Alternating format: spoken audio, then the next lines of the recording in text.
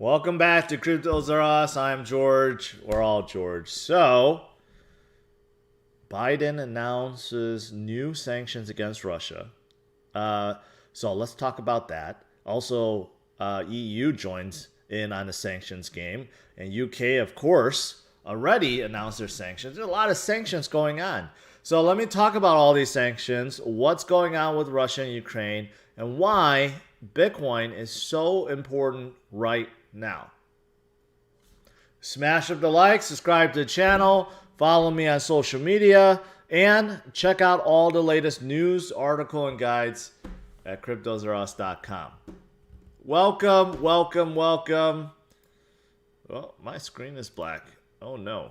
Oh no, let's fix that. There we go. All right, look at Bitcoin. Look at this V-shaped recovery. How many of you guys expected that, right? Like I said, no one could ever time top. No one could ever time bottom. No point of trying to time anything. The surest way to make money, to build wealth, is to buy low in DCA and HODL, right? I don't think anyone expected Bitcoin to all of a sudden do a V-shaped recovery back to 38.7 because it was looking very, very, very gloomy. In fact, it wasn't just Bitcoin that recovered. Nasdaq closed at positive 3.34%. I mean, out of nowhere this morning, everything, U.S. markets, crypto, Bitcoin, all in the red. Nasdaq rallied up hard today, despite the invasion, despite war, and it escalating. Well, you know what? Things turned around, right? This morning, I said, you know what? Don't try to time bottom, right? The wealthy buy low. They buy when people are fearful, when there's a drop, when a dip, a correction, recession, right? That's the way to do it. However, do I think that it's over in terms of the volatility and that Bitcoin is just going to start going up? Probably not, because this war is far from over. Okay, there's a lot of developments going on right now. So let's talk about some of them. But I am seeing a lot more clips, and they're not good clips of bombings and soldiers fighting, and buildings and apartments that have been blown up, right? So the situation is not good at all. It is definitely escalating. Now, with that said, this is definitely not good, and everyone is trying to place heavy sanctions against Russia right now. So President Biden had his press conference today. I listened to all of it, and he didn't mention SWIFT at all. I was expecting him to talk about SWIFT. He did not talk about that. However, he did put some heavy sanctions against Russia. Basically, right now, as it stands, any Russian asset that lives in the United States has been seized. From all the big banks, from all the wealthy billionaires and families, right? All have been seized. And he was talking about how they added up to trillions. A lot of money has just been seized in the U.S. Not only that, you can't do business in the U.S., you can't get a loan in the U.S., and U.S.'s goal, limit its export, specifically semiconductors and electronics, which will make it very hard for Putin to replenish his supplies and his military and everything else that's going on, okay? And not only that, Biden is going to deploy more forces to NATO nations, specifically Germany, to make sure that no NATO country is going to be affected, right? But he did make very clear that he is sending troops not to defend Ukraine, but to defend NATO nations. He made that very clearly because I don't think he wants to start World War III. So that is the latest. So it's pretty, there's a lot of things, a lot of heavy sanctions placed on different things, tech, of course, finance, right? And their defense. I mean, there's a lot of things things that was said. And it wasn't just the U.S. Earlier today, Prime Minister Boris Johnson also kind of said the same thing. All assets freezed, right? Which is a tremendous amount. And this is for banks and Russian, wealthy Russians and anyone that's within Putin's circle. And the EU decided to join in, basically saying the same thing. All assets that live within any EU nation is also frozen. So that's a lot. I mean, that's a lot of money. That's a lot of money, a lot of assets that's frozen. And basically, this is the most you could do without cutting Russia off from SWIFT. It sounds like, right? And from a financial standpoint, of course, you could actually attack Russia, but no one's going to do that. But from a financial standpoint, this is pretty much as you can do without cutting them off from SWIFT altogether. And of course, Russia is feeling it. And their stock market, plunged 40% today. The ruble, the Russian ruble has crashed today too, right? So there's just a lot of bad things. But here's the thing. What's going on with Russia is really just Putin, not Russia themselves. Because I don't have a clip, but someone showed me, there's a clip of thousands, maybe tens of thousands of Russians, right, that is standing in protest trying to end the war. I don't think they're going to convince Putin, but they don't agree to war. They don't want war to happen, right? So this is really Putin's war, not Russia's war, right? And I'm glad to see that. I mean, this is what Ukrainian President Zelensky, what he pleaded. He went on, he did a press conference basically pleading to Russian citizens and saying, hey, you know what, go ahead and protest. We don't want this war as much as you do, right? So let's try to end this. But of course, it is continuing on. So that's what's happening right now. That's the latest. A lot of sanctions placed, right? There's still the question mark of, gas, natural gas, oil. Biden, during this press conference, again, talked about how he's going to try very, very, very hard to make sure that oil prices, or specifically gasoline prices, does not go up and shoot up to the roof. Because Russia is the third largest exporter of oil. So there's definitely, there's going to be limitations on that. That's for sure, right? Russia is probably not going to sell as much oil to Western nations. Even if they tried, it probably wouldn't be accepted, right? And there's rumors about how they're going to lower barrels of oil on purpose to sell to China and other allies of Russia, right? To kind of make up for all the assets that were seized.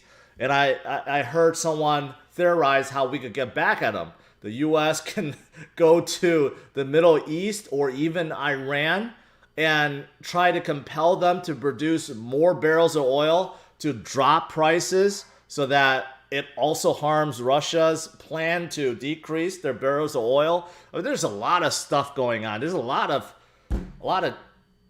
chess being played right now. Okay, I mean, there's just so much. It's so high level above my head, but there's a lot of things being looked at and discussed right now, right? But ultimately, that's what's happening right now, right?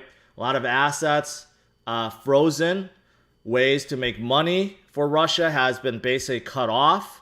Right, so will this affect gasoline and oil prices? Probably, and I mentioned natural gas because Germany requires a lot of it. That pipeline is still open into Germany. What if Russia cuts that off? What is Germany going to do, right? And I believe that's why they're turning up all their coal power plants right now in case that happens, right? But still, it's not enough. So there's that too. There's just a lot of stuff going on, right?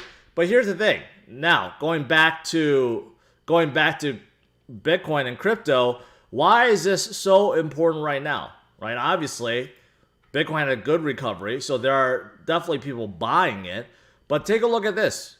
Okay, there's a lot of Bitcoin donations right now going to the Ukrainian military as this invasion is happening, right? So there's a lot of donations happening right now going to their armed forces, their other organizations, right, that is providing support, right? So obviously Bitcoin is being used in a very good way right now, especially since there are still centralized systems that are trying to block this. For example, after I saw this headline, I saw this. Patreon actually suspended their donation page for this association Come Back Alive because they say that it's supporting military efforts, so they don't like it. So they all of a sudden shut this page down. But thankfully, there's crypto where you don't have to worry about that. Okay, so again, a great use case for Bitcoin.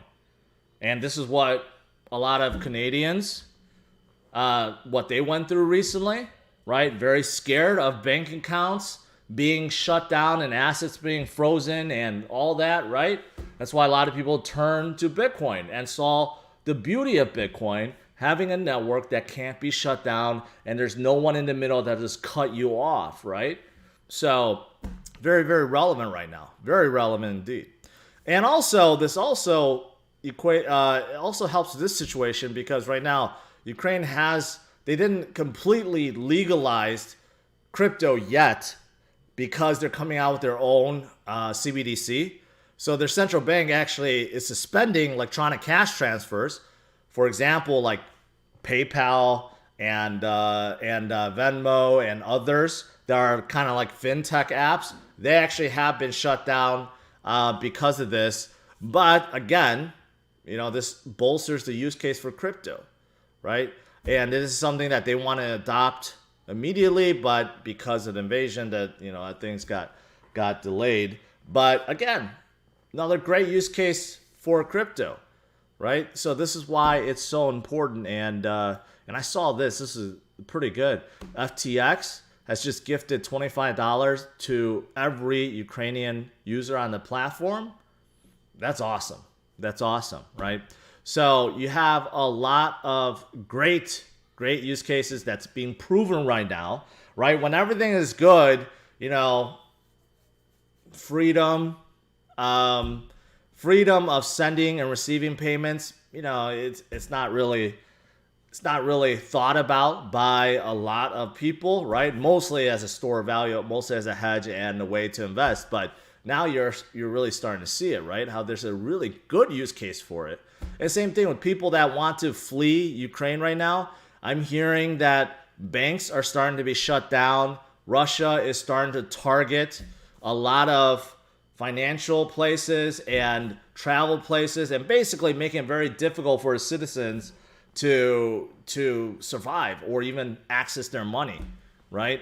So that's happening too. So of course, Bitcoin can help with that. There's just a lot of great things happening because of Bitcoin. So that's fantastic. That's fantastic. All right. Outside of those things, just two other things about earnings. This relates to Bitcoin and crypto. Coinbase posted a huge quarter, okay, for Q4. Q4, which is not a surprise. Block from Jack Dorsey, aka Square, also reported huge earnings, record profits, record revenue, right? So there is definitely demand. There's a lot of demand, and it may even increase because of what's going on, because of what happened in Canada for a brief period and what's happening in Ukraine and Russia and everywhere else in Europe. There's a lot of great use case, right?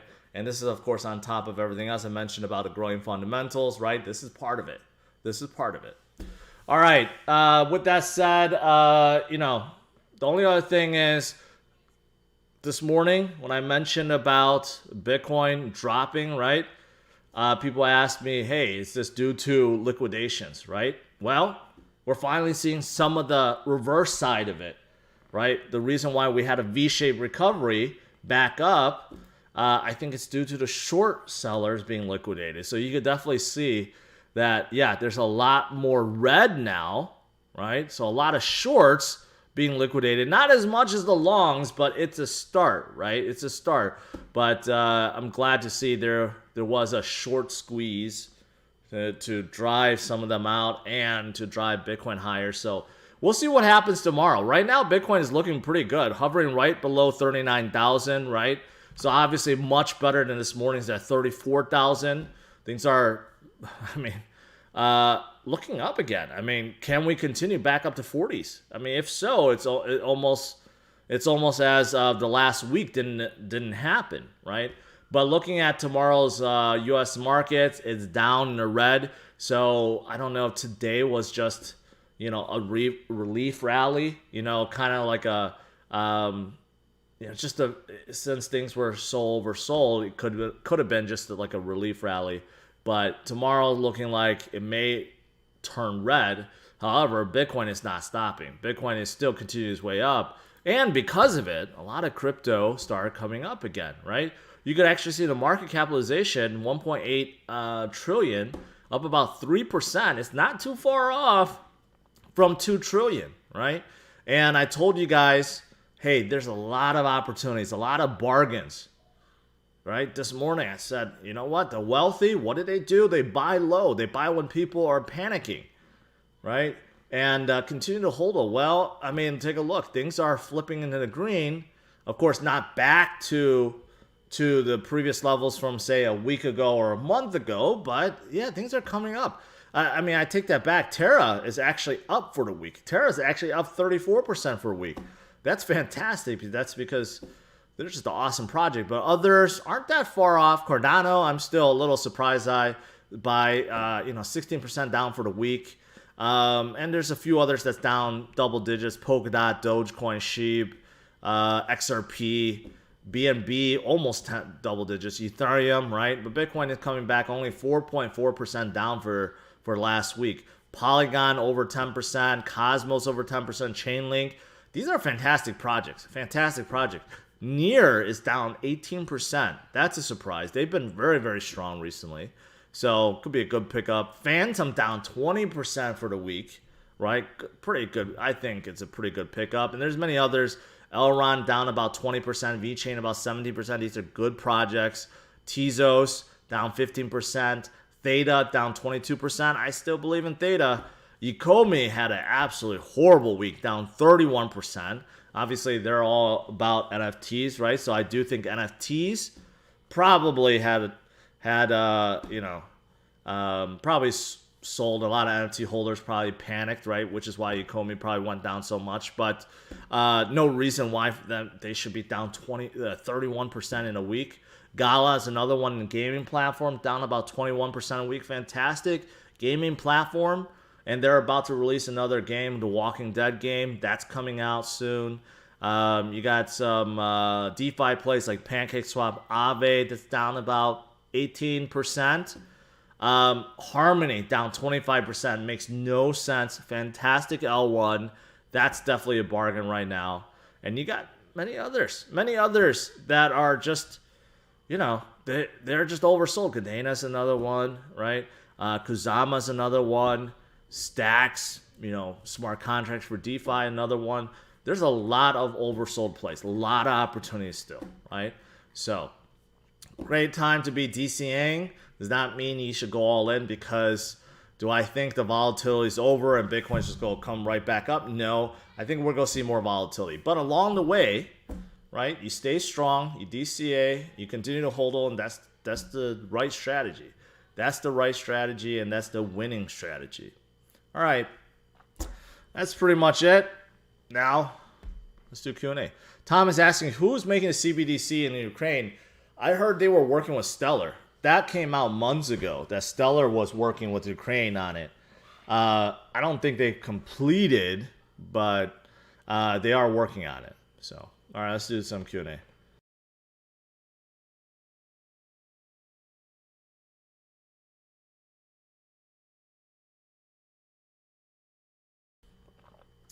Will's asking about Ripple. Don't worry, man. I got you covered. I got a short video to show you guys about Ripple because I love it so much. How guns in crypto? How harsh will U.S. Impose strict crypto regulations for Russia? And inevitably will use Bitcoin to get around Swift Bank. That's what I'm worried about. I don't know. that's something I've been thinking about. If Russia, let's say they got cut off from SWIFT and they're like, okay, we're going to start using Bitcoin to make all transactions, right?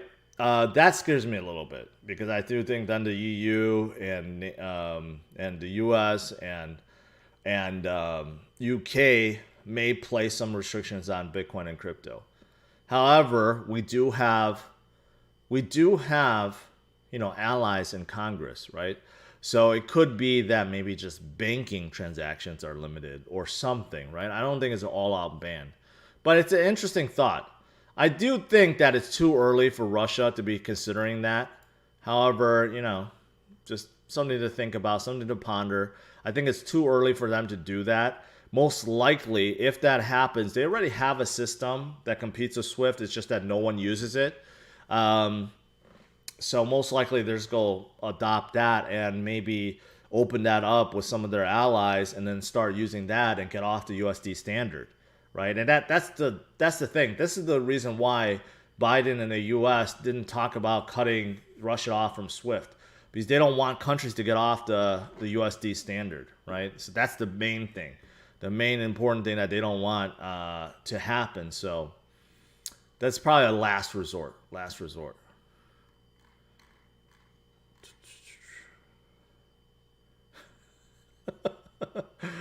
Yoger says, stop asking about Ripple.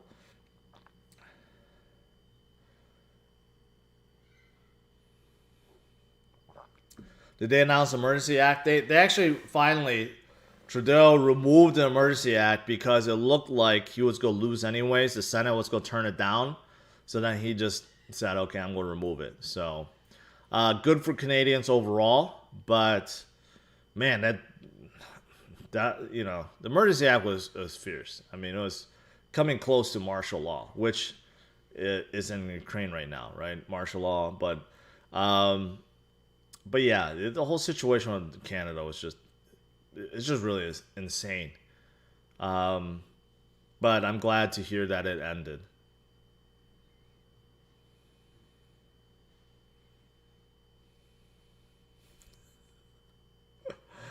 Rappy, I don't even know what that means. I don't know what that means exactly. People are waking up is why Bitcoin is pumping. This is what it's made for. We all know that, right? But of course, when you have traders and a lot of scared people, they're gonna do irrational things and sell off. But I've been maintaining this stance that Bitcoin is a solution for all these problems, for inflation, right? For centralization and censorship and all this stuff that's been happening with Canada and now with Ukraine, right?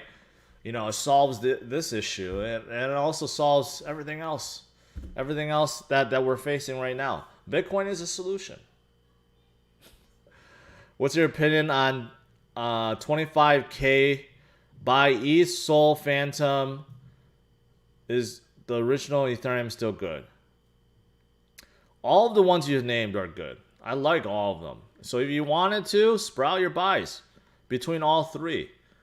You may not want to go all in at right now, to be honest. I would say you just DCA into them. Maybe spread out 5 ways, spread out 4 ways, right? Make sure you have some cash. I think right now it's very important to have cash on the side so that you could continue to DCA over long haul or you can buy when things are low. This is a nice little recovery, but do you think Bitcoin will finally decouple from Nasdaq? No, not right now. No, we're not. Bitcoin needs to be much bigger before that happens. Bitcoin, as big as it is, it's like 800 billion, 735 billion. As big as that is, think about this. It's still half the size compared to, say, Apple or Microsoft, right? So it's really not that big.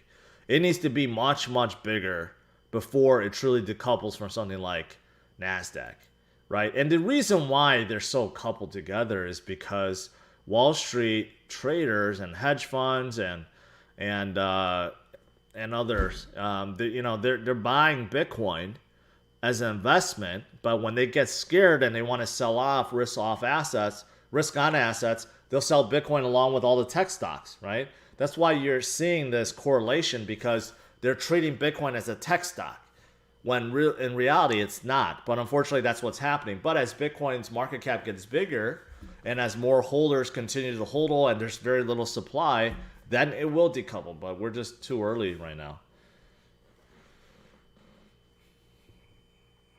Is Robinhood glitching when BTC? I don't know what that means exactly.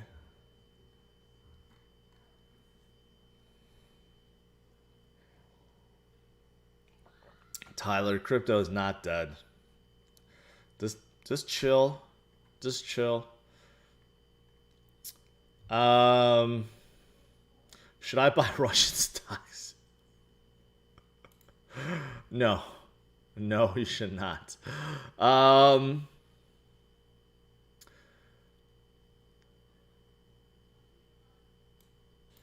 Tyler asks, can you comment your opinion on BlockFi handing over our crypto to the U.S. government? I don't know what you're talking about, Tyler. You're very misinformed, or you're trying to spread FUD. They're not handing any crypto to the U.S. government. They are stopping their interest accounts on new users and new deposits. So if you have an account, it's still there, and you're still earning interest, but they're shutting down because they made a deal with SEC. They paid a penalty, and now they're going to come out with a new product, which will be yield, and it gives you interest, but it will be fully regulated and approved by the SEC. That's what's happening, right? I don't know what you're trying to do, but you were saying how they were going to confiscate or give the crypto to the U.S. government. No. Edmond, I enjoy your 2 to 3 times a day. I appreciate that. I do. Hey, sir, love your input. When you say cash on the side, do you mean fiat, USD, all of the above? Cash gives you the ability to buy, okay? So you could do that with USD. You could do that with stable coins. You could do that with British pounds. You could do it with, I don't know, what else is there? You could do it with rubles if you want, right? As long as you have something to be able to buy with.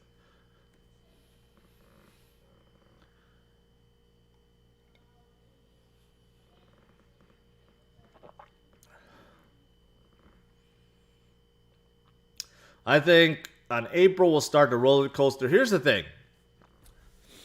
Markets tank when there's uncertainty. Okay? When people are guessing what the Fed is going to do, right? Time of uncertainty. If wars break out, uncertainty, right? What's Putin's next move? Uncertainty. Markets go down when there's uncertainty, but markets price things in and start moving up and rallying after there is certainty, right? So I know, but outside of this, right, let's say this somehow, comes to a conclusion quickly, which I think it's not, but let's just pretend it does, right? The next big FUD, the uncertainty, is the Fed. What are they going to do with rates? Is that going to go up? Yes, but how much so? And how many times, right? And because of the sanctions and oil going up, how's that going to affect things? We don't know, right? But come March, if Fed Powell says, okay, this is exactly the plan, right? We'll go raise interest by 25 basis points 6 times this year, and he says it and declares it, and the market gets clarity, and there's no more uncertainty around that, the market will rally. The market will rally afterwards. The market goes down when there's a lot of uncertainty. That's how it works, right? So I actually think past March, going into April, we could definitely start seeing that rise back up again. And we may be coming out of the bear trend. But, with that said, we still have this to worry about. This invasion. What's Putin going to do? Is he going to end it? There's a lot of people in Russia that really does not want this. And even if he takes over Ukraine and now becomes part of Russia, is he going to stop? Is there other countries he wants to take over, right? We don't know. There's just a lot of unknowns at this point, which is why we're seeing what we're seeing. But, eventually it'll come to an end. And we'll go get that clarity. But one thing's for certain, right? You don't want to give up on Bitcoin and crypto. Fundamentals, growing, We're seeing a lot of use cases. We're seeing a lot of people turn to Bitcoin, especially now, and everything else with crypto. You know, DeFi, Web 3.0, NFTs, not going away. Not going away. So you definitely want to wait it out and be patient and you know, pick up the opportunities when they present themselves.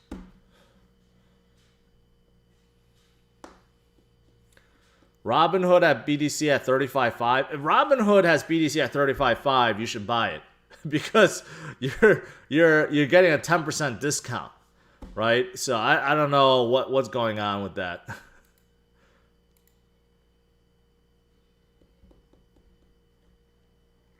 Yeah, I don't know. Everyone's saying there's something going on with Robinhood.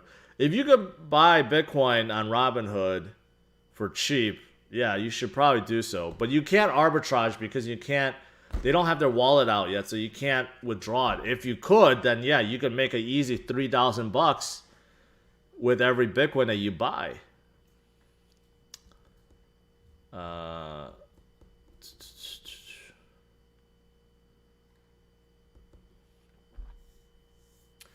$34K now on Robinhood. Wow. I don't know what's going on with Robinhood, but if they continue to sell Bitcoin at a discount, they're going to regret it. Massive losses coming for them.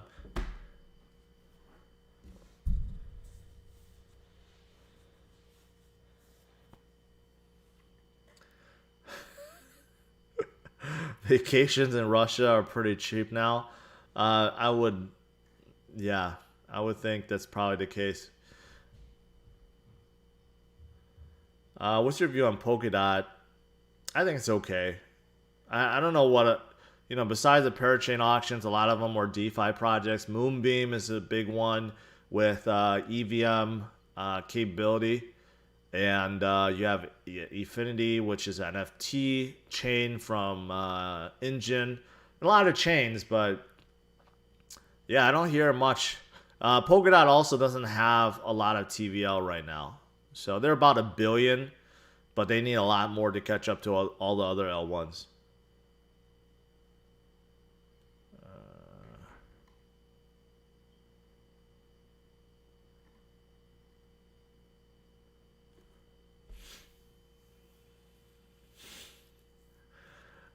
Cody's okay. They have a really tight relationship with Cardano, so that should help them in the future.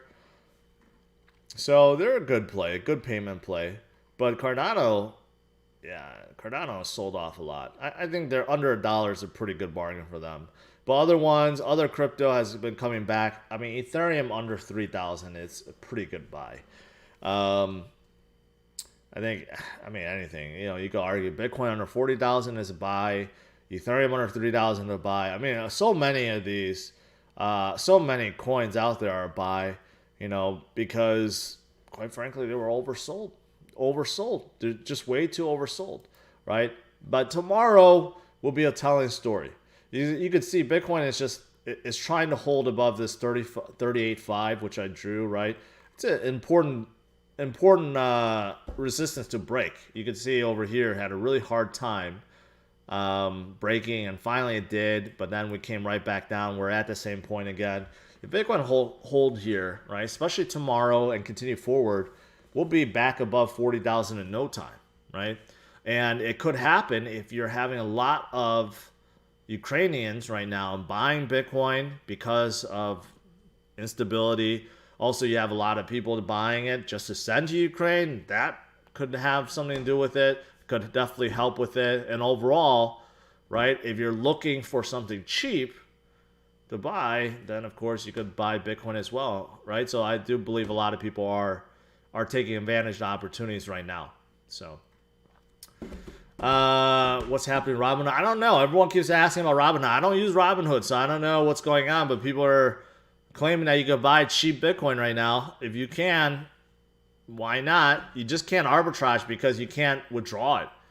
I don't know what's going on with Robinhood, but if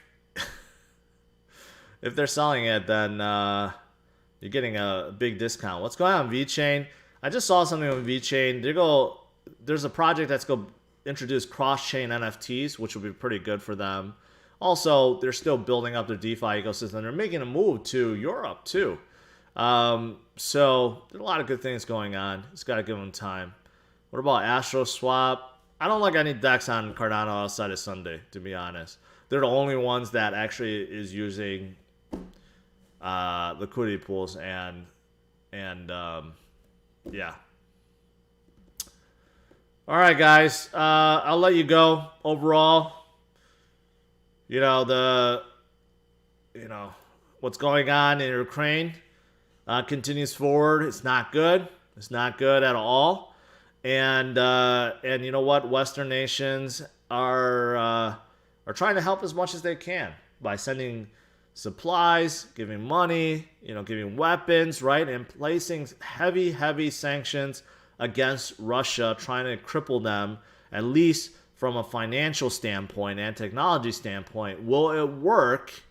Only time will tell, right? But we had a really good recovery day today. Things came right back up. Can it continue? Let's see. Let's see if we can build upon this momentum that we have. It will be absolutely fantastic. And there you go. So, smash the like, subscribe to the channel. I will see you guys tomorrow, bright and early, 8:15 Central Standard Time, and we'll talk about this some more. All right, have a good one, guys. Oh, by the way, I didn't mention, since so many people are asking about Ripple, what's going on with Ripple, what's going on with Ripple, what's going on with Ripple. Well, I have a video to show you guys. Take a look. What do you think about Ripple? Well, I mean, I think it's too centralized, but I definitely want to meet Chris Larson.